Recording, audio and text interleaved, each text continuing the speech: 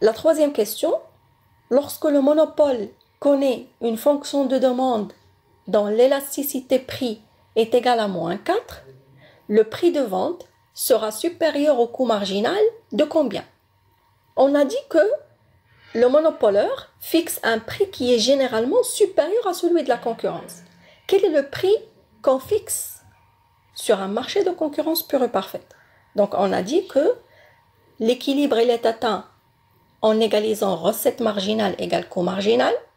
La recette marginale, elle est égale à la recette moyenne, elle est égale au prix. D'accord? Et donc sur un marché de concurrence pure et parfaite, le prix, elle est égal au coût marginal. Ce n'est pas le cas dans un marché de monopole. Pourquoi?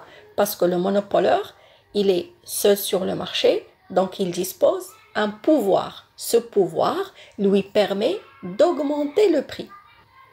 D'accord? Puisqu'il est le seul. Et donc on a dit que dans le cas du marché de monopole, le prix il n'est pas égal au coût marginal, mais il est égal au coût marginal sur 1 plus 1 sur l'élasticité.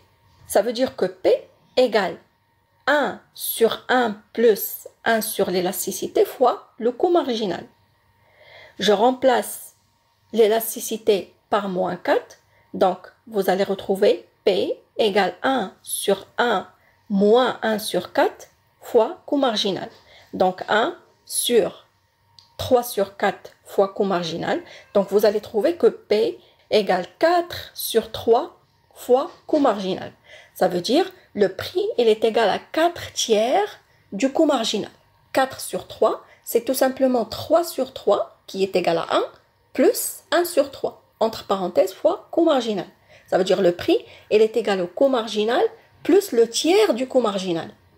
D'accord? Donc, il n'est pas égal au coût marginal, mais il est supérieur à ce coût marginal de 1 sur 3, un tiers.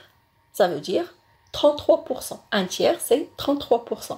Donc ici, lorsque le monopole connaît une fonction de demande dont l'élasticité prix est égale à moins 4, le prix de vente sera supérieur au coût marginal de 33,3%. D'accord? Donc, pour calculer le prix du monopole, on utilise l'expression P égale coût marginal sur 1 plus 1 sur l'élasticité. L'élasticité, bien évidemment, elle est toujours négative.